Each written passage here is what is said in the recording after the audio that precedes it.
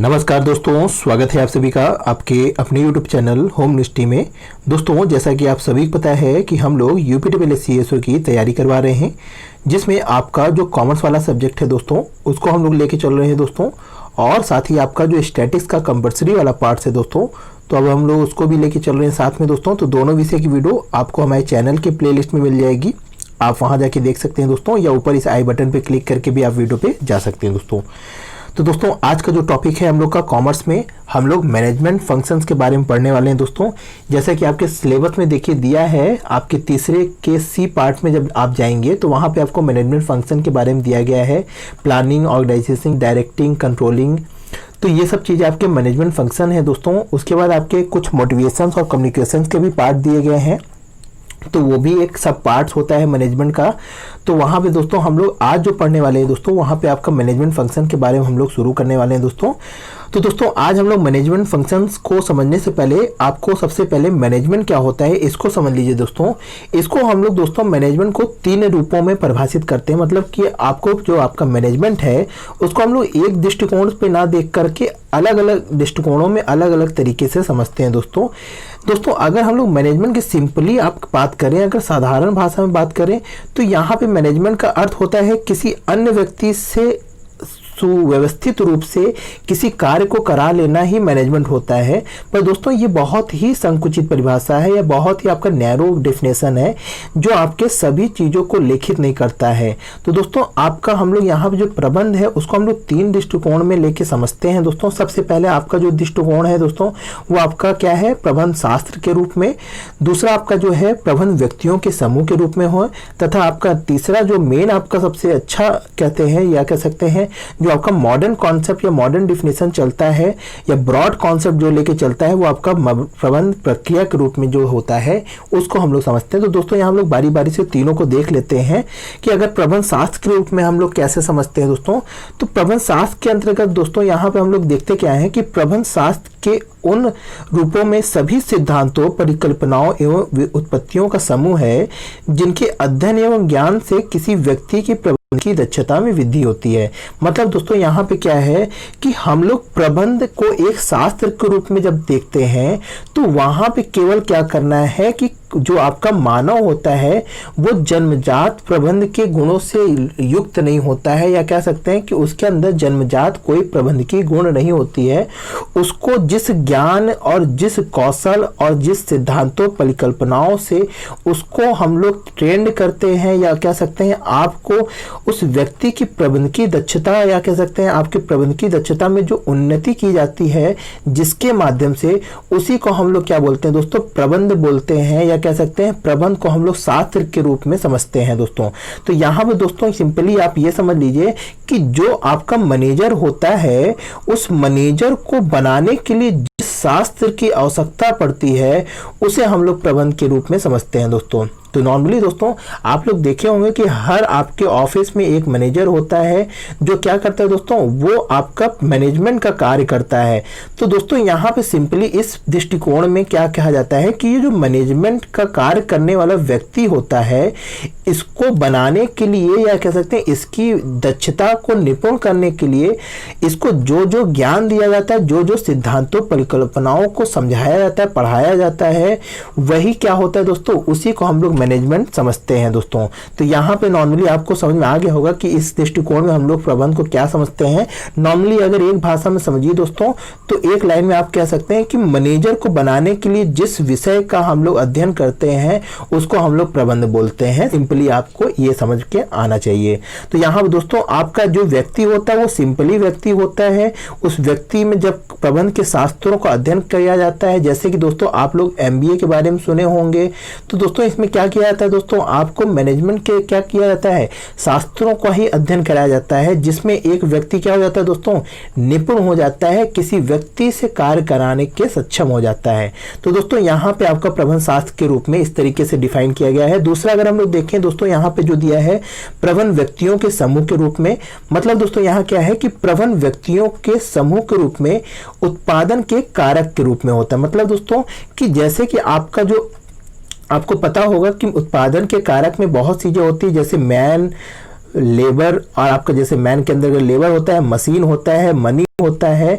तो वही चीज दोस्तों यहाँ मैन, मनी और मशीन जो है उसमें जो आपका मैन है यही क्या है दोस्तों, व्यक्तियों का समूह है। जैसे कि आप लोग को पता होगा कि कोई भी आपका जो ऑफिस होगा, कार्यालय होगा, भले ही कितना वो ऑटोमेटेड कर दिया जाए या कितना भी आपको कंप्यूटर किट कर दिया जाए, कितनी भी उसमें मशीन लगा दी जाए, पर उस मशीन को कंट्रोल करने के लिए किसी व्यक्ति की आवश्यकता होगी, उस व्यक्ति को कंट्रोल करने के लिए किसी सुपरवाइजर की आवश्यकता होगी और सुपरवाइजर को कोई कंट्रोल करने के लिए किसी मैनेजर की आवश्यकता होगी।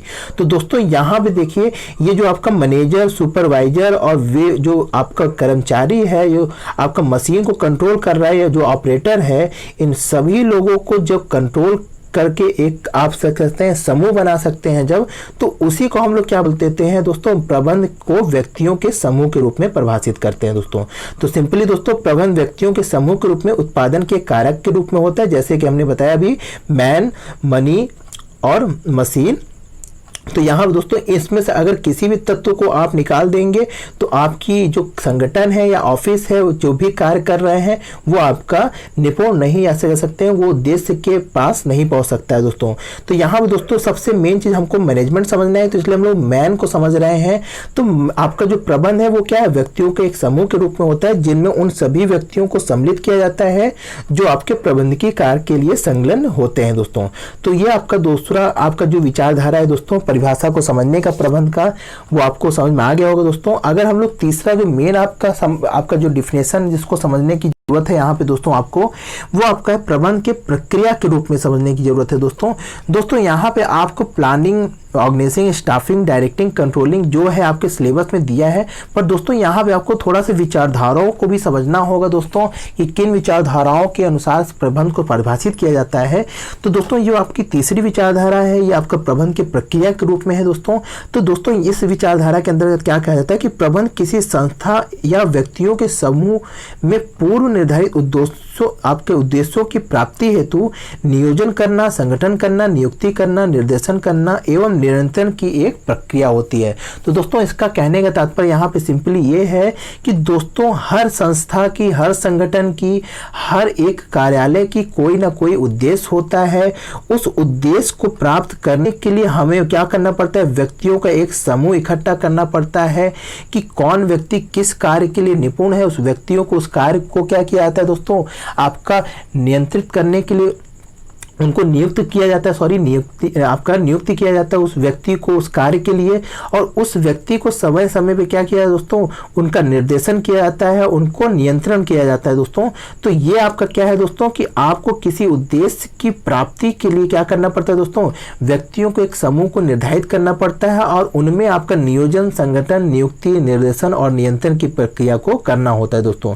तो दोस्तों सिंपली अगर हम लोग देखें छोटे आपके अर्थों में, तो यहाँ पे आपका नियोजन, संगठन, नियुक्ति, निर्देशन, नियंत्रण आपका सब क्या है, एक प्रबंध का ही एक क्या है, आपका सब वर्क है, या कह सकते हैं प्रबंध के ही अंतर्गत एक घटक होते हैं। पर जब इसको हम लोग अलग अलग रूप में समझते हैं दोस्तों, तो ये आपका एक वृहद आपका विषय होता है, या आप कह सकते हैं अलग एक, इनमें अलग एक पकड़ होती है, अलग एक इसका शास्त्र होता है, नॉलेज होती है दोस्तों। तो यहाँ पे दोस्तों आपको इसीलिए अलग अलग फैक्टर को अलग अलग दिया गया है कि आपको अलग अलग चीज़ों को समझना है और उसमें अलग अलग चीज़ों की गहराइयों तक समझने की आपको जरूरत है। तो दोस्तों ये तो आपका सिंपली आपके परिभाषाएं थे कि कैसे कैसे विचारधाराओं में आपका प्रबंध को समझाया गया है। पहला आपका शास्त्र के रूप में था प्रबंध, फिर दूसरा आपका प्रबंध व्यक्तियों के समूह के रूप में था, और अंत में आपका प्रबंध एक प्रक्रिया के रूप में था। तो जिसमें आपने हम लोग ने देखा कि आपका सबसे पहला प्लानिंग होती है, फिर ऑर्गेनाइजिंग होती है, फिर आपका स्टाफिंग होती है, फिर डायरेक्टिंग होती है, फिर कंट्रोलिंग होती है दोस्तों। तो इन्हीं चीज़ों को हम लोग दोस्तों बाकायदे एक एक करके समझेंगे। तो दोस्तों इसके बाद अगर हम लोग थोड़ा सा यहाँ पे फीचर्स के बारे में भी समझ लें कि आपके प्रबंध के क्या क्या फीचर्स होते हैं दोस्तों, तो यहाँ पे सबसे पहला जो फीचर है दोस्तों यहाँ पे दिया है कि आपका डिसीजन मेकिंग। मतलब दोस्तों यहाँ पे कहने का तात्पर्य यह है कि प्रबंध का क्या मतलब होता है दोस्तों, यानी प्रबंध की सबसे प्रमुख विशेषता ही होती है कि निर्णय लेना दोस्तों जब हम लोग मैनेजमेंट करते हैं तो आपके सामने क्या होता है दोस्तों, आपको हर चीज में हर पग पर क्या करना पड़ता है, एक मैनेजर को निर्णय लेना पड़ता है, क्योंकि बिना निर्णय के और सही निर्णय के आपका उद्देश्य पूर्ण नहीं हो सकता है दोस्तों। तो दोस्तों निर्णय लेने के लिए आपके सामने सबसे पहले क्या होना चाहिए कि आपके पास 2-3 क्या होने चाहिए, विकल्प होने चाहिए दोस्तों। अगर आपके पास एक विकल्प होगा तो आप वहां डिसीजन नहीं ले सकते। अगर आपको ये डिसीजन करना है कि आपको ये नौकरी पानी है तो वहां पे आपको कोई विकल्प नहीं है, तो आपको क्या करना है दोस्तों, कोई भी निर्णय लेने की जरूरत नहीं है। केवल आपको क्या करना पड़ेगा दोस्तों, वहां पे आपको केवल मेहनत करनी है और उस नौकरी को प्राप्त करनी है। पर अगर आपके सामने 3 नौकरी दे दी जाए, सामने रख दी जाए, तो आपको निर्णय लेना पड़ेगा कि कौन सी नौकरी सबसे अच्छी है। तो वहां पर निर्णय की आवश्यकता होगी दोस्तों कि आपको, पर जब दोस्तों आपके पास एक ही चॉइस है कि आपको इसी नौकरी में आपको हासिल करना है, तो वहां पे आपको डिसीजन नहीं, उसके आगे का वर्क करना पड़ेगा दोस्तों। तो दोस्तों किसी भी आपके ऑर्गेनाइजेशन में सबसे पहला कार्य ही क्या होता है दोस्तों, डिसीजन होता है। और डिसीजन के लिए दोस्तों आपके पास क्या होने चाहिए, कुछ ना कुछ आपके पास ऑप्शंस होने चाहिए, तभी आप उस सभी में से जो बेस्ट होगा तब उसके लिए आप डिसीजन ले सकते हैं दोस्तों। तो आपका जो मैनेजमेंट होता है दोस्तों, वहां पे आपका यही क्या करता है दोस्तों, आपकी सही डिसीजन लेने में या आपके डिसीजन मेकिंग में मदद करता है मैनेजमेंट। जो आपके अलग अलग जो भी आपके सामने जो भी सिचुएशन होती है, उस सिचुएशन को सबसे अच्छा डिसीजन आप लेके उस सिचुएशन को क्या करते हैं दोस्तों, हैंडल करने के लिए आपको एक डिसीजन लेना पड़ता है, जिससे आपका संगठन क्या कर सके, गोल को अचीव कर सके दोस्तों। नेक्स्ट अगर हम लोग देखें दोस्तों, यहाँ पे आपका दिया है कि ऑर्गेनाइज्ड एक्टिविटीज, मतलब दोस्तों यहाँ पे संगठित क्रिया होती है। जैसे कि हमने अभी बताया कि दोस्तों यहाँ पे मैन, मशीन, मनी सब क्या होता है दोस्तों, एक दूसरे से क्या होते हैं, संगठित रूप से क्रियान्वयन होते हैं दोस्तों। अगर दोस्तों इनमें से किसी भी चीज में डिसबैलेंस होता है, यदि किसी ऑर्गेनाइजेशन में किसी वर्कर में क्या हो जाता है दोस्तों, हड़ताल हो जाती है, या किसी वर्कर द्वारा कोई कार्य नहीं किया जाता, या किसी वर्कर को हटा दिया जाता है, तो वहां पे दोस्तों मनी और मशीन क्या हो जाती है, बेकार पड़ी रह जाएगी दोस्तों। वहां पे कोई भी कार्य नहीं हो सकता है दोस्तों। अगर आपके पास बहुत मनी है और बहुत आपके पास क्या है, आपके पास मैनेजमेंट है, मैन है, तो भी आप क्या कर सकते हैं दोस्तों, आप गोल को अचीव करने में आपको कठिनाई हो सकती है। क्योंकि मशीन क्या होती है दोस्तों, आपको गोल्स में सहूलियत दे देती है, आपके गोल्स को प्राप्त करने में सहूलियत दे देती हैं। तो दोस्तों ये आपका क्या है दोस्तों, एक ऑर्गेनाइज एक्टिविटीज है। अगर आप इसमें से किसी भी पहलू को निकालेंगे दोस्तों, तो आपका गोल अचीव नहीं हो सकता, या कह सकते हैं आपका ऑर्गेनाइजेशन 2 कदम भी चल नहीं सकता दोस्तों। तो ये भी दोस्तों मैनेजमेंट के द्वारा ही हम क्या करते हैं दोस्तों, सभी संगठित क्रियाओं को एक साथ लियाकर अपने उद्देश्यों की पूर्ति करते हैं दोस्तों। नेक्स्ट अगर देख लें दोस्तों, यहाँ पे जो दिया है फीचर्स आपका दिया है एग्जिस्टेंस ऑफ ऑब्जेक्टिव। दोस्तों कहने का तात्पर्य ये है कि आप लोग जो अभी गोल के बारे में कह रहे थे, अगर आपके पास कोई गोल ही नहीं होगा, अगर आपके जीवन में जैसे दोस्तों कोई गोल ना रहे, तो आपका जीवन क्या हो जाता है, निरर्थक हो जाता है दोस्तों। तो उसी तरह दोस्तों हर संगठन का क्या होता है दोस्तों, एक गोल होता है, या कह सकते हैं एक उद्देश्य होता है। उसी उद्देश्य के अस्तित्व को क्या बनाए रखने के लिए दोस्तों, उस उद्देश्य को प्राप्त करने के लिए क्या होता है, मैनेजमेंट अपना वर्क लगाता है, या कह सकते हैं अपना सारी पावर लगाती है, जिसके द्वारा क्या होता है दोस्तों, इस गोल को अचीव करने में आपका मैनेजमेंट हेल्प करता है दोस्तों। नेक्स्ट अगर देख ले दोस्तों, यहाँ पे रिलेशनशिप अमंग रिसोर्सेज, तो दोस्तों यहाँ पे कहने का तात्पर्य है कि संसाधनों में संबंध होता है। मतलब दोस्तों यहाँ पे जो भी हमने अभी देखा कि प्लानिंग आपका है, साथ ही आपके क्या है दोस्तों, ऑर्गेनाइजेशन है, फिर आपका स्टाफिंग है, कंट्रोलिंग है दोस्तों, ये सारे आपके जो हैं, इन सभी में क्या होता है दोस्तों, एक सही डिसीजन लेना पड़ता है, या कह सकते हैं एक सही रिसोर्स को सही समय पे लगाना होता है दोस्तों। तो ही आपका क्या होता है दोस्तों, कोई ऑर्गेनाइजेशन गोल को अचीव करती है। तो यहाँ पे आपका जो होते हैं सभी में क्या होता है दोस्तों, आपका प्लानिंग जो होगा वो आपके किससे रिलेटेड होगा दोस्तों, आपके ऑर्गेनाइजेशन के थ्रू ही प्लानिंग किया जाएगा। फिर आपका जो ऑर्गेनाइजेशन किया जाएगा उसके थ्रू ही आपकी स्टाफिंग की जाएगी, स्टाफिंग के थ्रू ही क्या होगा, डिसीजन आपका डायरेक्शन किया जाएगा, और उसी के थ्रू आपका क्या होता है, कंट्रोलिंग किया जाता है। तो दोस्तों एक दूसरे से क्या होते हैं दोस्तों, रिलेशनशिप होते हैं। अगर आप इसमें से किसी को भी आप ब्रेक करते हैं, तो आपका पूरा क्या हो जाता है दोस्तों, आपके सारे प्रोसेस क्या हो जाते हैं, टूट जाते हैं, या कह सकते हैं आपका ब्रेक हो जाता है। तो दोस्तों आपका अगर किसी भी चीज में आपकी रुकावट आती है, तो आपका गोल प्राप्त करने में आपको कठिनाइयां उत्पन्न होने लगती हैं दोस्तों।